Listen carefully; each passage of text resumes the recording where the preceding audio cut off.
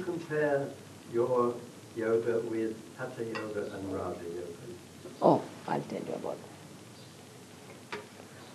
that. Thank you.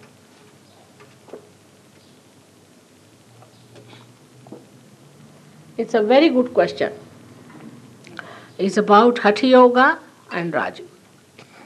Now, the modern Hatha Yoga is something I just don't understand. But Patanjali Shastra, the one who has written Hatha, that is, Hatha is nothing but you are these two nadis which these must have described to you. And there are Ashtangas, means there are 8 aspects of Hatha Yoga according to Patanjali who has written it.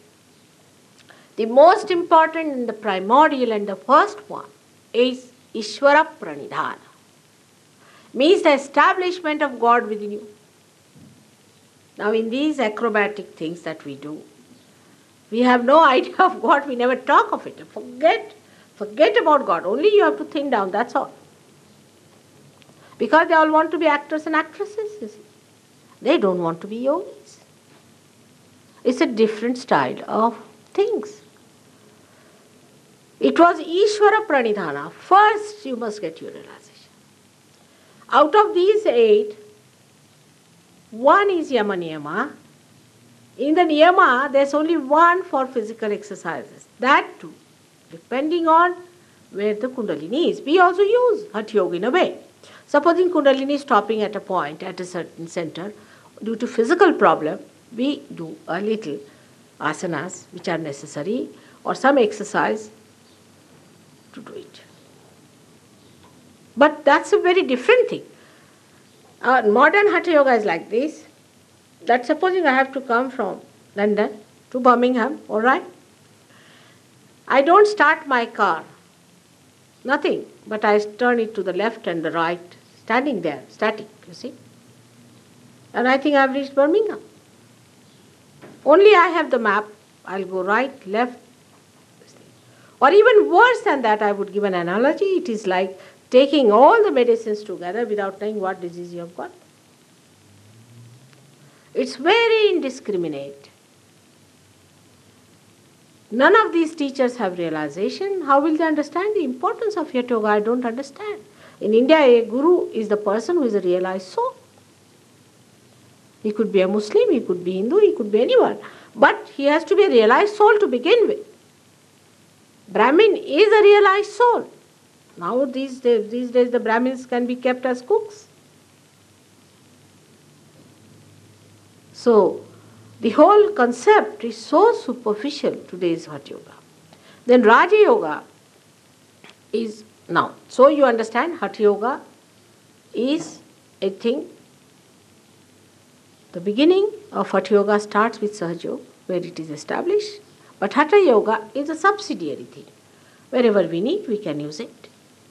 Wherever we need the part of it, we use it. The second part is the Raja Yoga. Raja Yoga is another misconception people have got.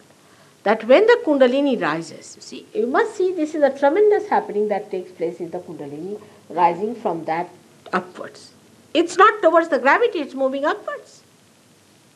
So to happen this, there must be some happenings taking place. For example, when it rises suddenly, you see, when it crosses the second center, it goes into a kind of a augmentation there, so the Kundalini doesn't fall off. That is called as bandhas. These bandhas, this is the augmentation, we can say the closing of it. Then it goes higher, it starts closing this. It comes to the Vishuddhi chakra, there the all energy has to be brought into play. So there's a kechari happens, that the tongue a little bit put in. But you won't feel anything, it's so fast, it's so quick you won't feel it. I mean, I cannot give another analogy like that, that even if you say Concord, I mean, you do feel something about it. But supposing if you have a plane that you just board in and you are there, it's a split of a second, the Kundalini can just shoot off.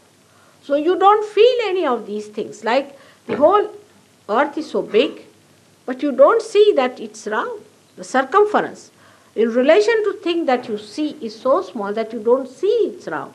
In the same way, the Sahaja Yoga is such a quick method of Kundalini rising. I mean, there's no other method.